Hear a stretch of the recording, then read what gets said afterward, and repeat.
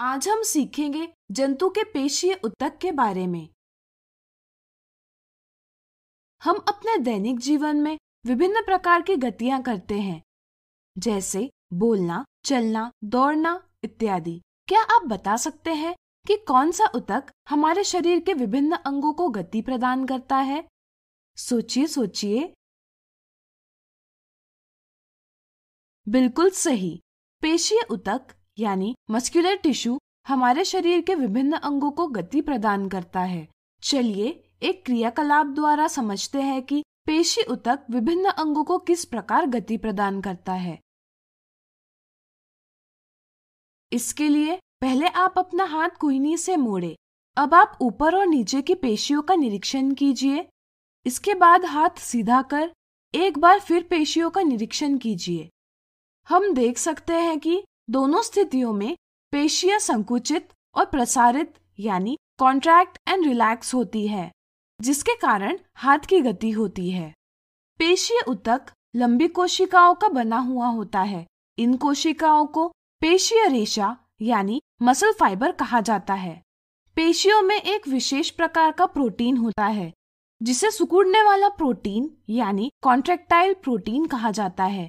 यह प्रोटीन संकुचित और प्रसारित यानी कॉन्ट्रैक्ट एंड रिलैक्स होता है, जिसके कारण अंगों में गति होती है।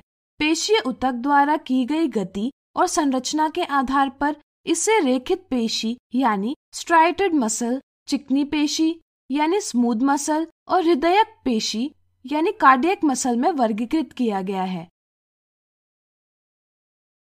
हम अपने हाथ, पैर, गले जैसे अंगों को अपनी इच्छा के अनुसार हिला सकते हैं। इसका अर्थ है कि हाथ, पैर, गले जैसे अंगों में उपस्थित पेशी हमारी इच्छा अनुसार गति करती है। ऐसी पेशी जो हमारी इच्छा अनुसार गति करती है ऐच्छिक पेशी कहलाती है। सूक्ष्मदर्शी यानी माइक्रोस्कोप की सहायता से देखने पर इस पेशी में एक के बाद एक गहरे और हल्के रंगों की रेखाएं दिखाई देती हैं।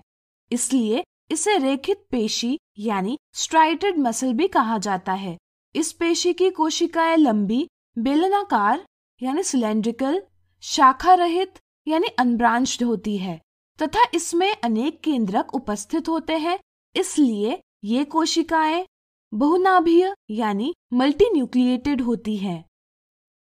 साधारणतः यह पेशी हड्डियों के साथ जुड़ी हुई होती है, इसलिए इसे कंकाल पेशी यानी स्केलेटल मसल भी कहा जाता है, जिसके कारण यह पेशी शारीरिक गति में सहायता करती है तथा शरीर की संस्थिति और आसन यानी पोस्चर एंड पोजीशन को बनाए रखता है।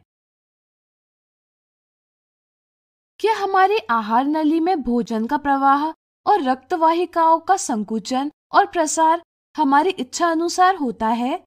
आपका जवाब अवश्य ही नहीं होगा।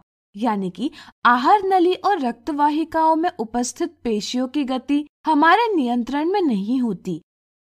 ऐसी पेशी जो हमारी इच्छा अनुसार गति नहीं करती यानी जिसकी गति हमारे नियंत्रण में नहीं होती है, अनैच्छिक पेशी कहलाती है। सूक्ष्मदर्शी की सहायता से देखने पर इस पेशी में गहरे और हल्के रंगों की रेखाएं नहीं दिखती है, इसलिए इसे अरेखित पेशी यानी नॉन स्ट्राइटेड मसल भी कहा जाता है। यह पेशी चिकनी होती है, इसलिए इसे चिकनी पेशी भी कहा जाता है।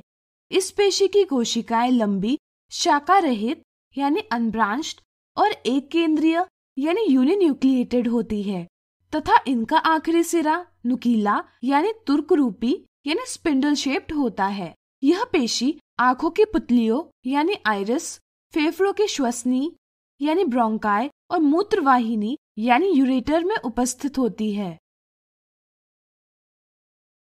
हमारे शरीर में हृदय का स्पंदन निरंतरता से होता है। हृदय में उपस्थित पेशियां जीवन भर लयबद्ध होकर प्रसारित और संकुचित होती रहती है, जिसके कारण हृदय रक्त को पंप कर पाता है। हृदय में उपस्थित पेशी की गति हमारे नियंत्रण में नहीं होती, इसलिए ये अनैच्छिक पेशी है। चूंकि यह अनैच्छिक पेशी हृदय में उपस्थित होती है, इसलिए इसे हृदयिक पेशी यानी कार्डियक पेशी कहा जाता है। सूक्ष्मदर्शी की सहायता से देखने पर इस पेशी में गहरे और हल्के रंगों की रेखाएं दिखाई देती है। इस पेशी की कोशिकाएं बेलनाकार, शाखाओं वाली यानी ब्रांच्ड और एक केंद्रीय होती है। तो अब क्या आप बता सकते हैं फेफड़ों के नीचे उपस्थित डायफ्राम किस प्रकार की पेशी है?